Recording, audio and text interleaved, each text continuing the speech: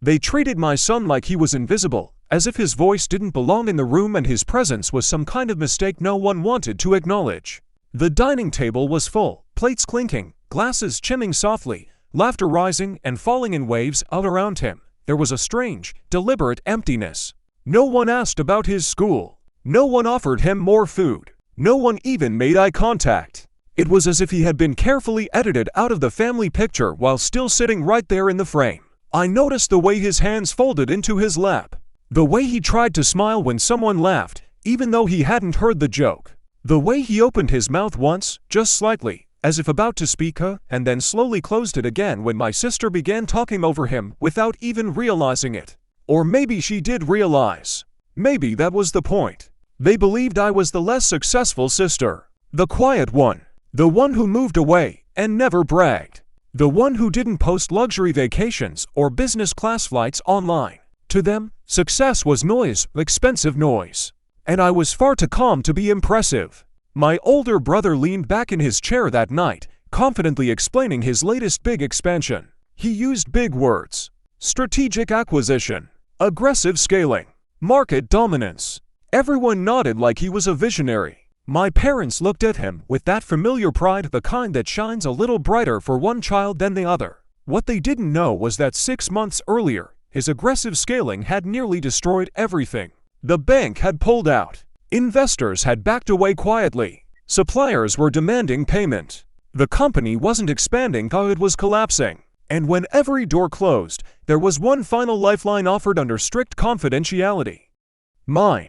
I didn't save him out of obligation. I didn't do it for praise. I did it because if the company went down publicly, my parents would lose their home, and the house was leveraged against business loans they didn't fully understand. They had trusted him blindly. So I stepped in silently, through a holding group, through layers of paperwork that never mentioned my name at the dinner table. I restructured the debt, stabilized the accounts, negotiated extensions. I became the shadow that held up the spotlight he was standing in. And that night, as he laughed loudly and called himself self-made, I watched carefully. My son finally tried to speak again when the topic turned to schools. He mentioned a science project he was proud of, something about renewable energy and small-scale solar grids. It was thoughtful, creative. He had worked on it for weeks. Oh, that's nice, my sister interrupted lightly, already turning back to her wine.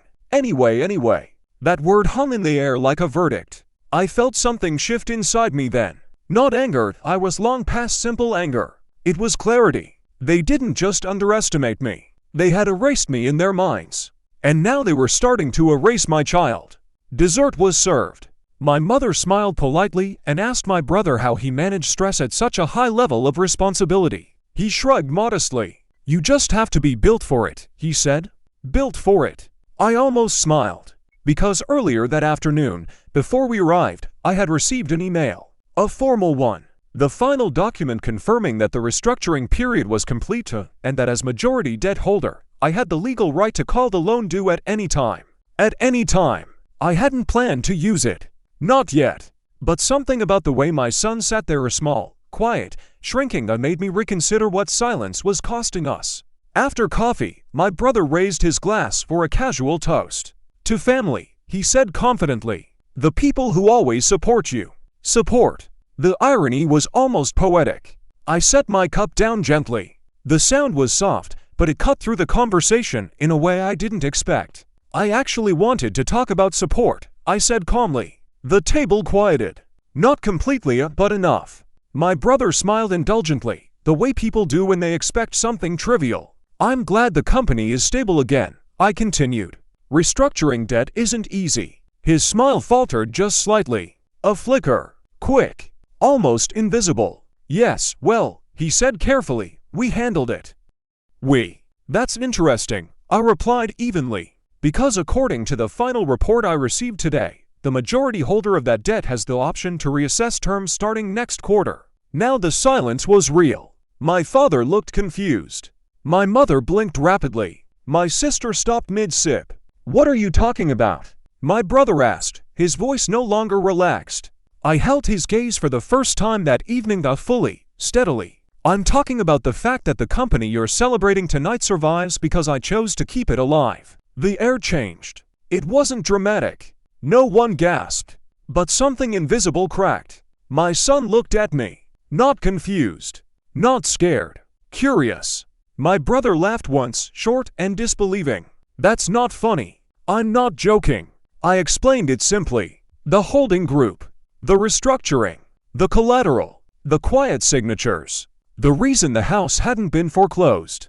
Every sentence removed a layer of illusion. My parents looked between us like they were watching a language they didn't understand. You? My sister whispered. Yes, I said calmly. Me. The next few minutes felt longer than the entire dinner before it. My brother tried to argue technicalities, claimed misunderstanding, suggested coincidence. But paperwork doesn't argue. Eventually, the truth settles. And when it did, something unexpected happened. I didn't feel powerful. I felt tired. Not because of the money, not because of the leverage, but because it had taken this moment for them to look at me directly. For the first time all night, my brother wasn't speaking over anyone. My parents weren't glowing with selective pride. My sister wasn't smirking into her glass. They were looking at me. And more importantly, they were looking at my son.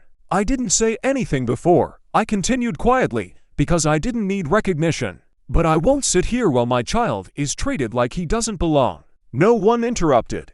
My support was never the problem, I added. Respect was. The house felt smaller somehow. My son straightened slightly in his chair. My brother opened his mouth to respond, then closed it again. There are moments when pride and reality collide, and even the loudest person doesn't know which one to defend first. I'm not calling the debt, I said finally. Not tonight.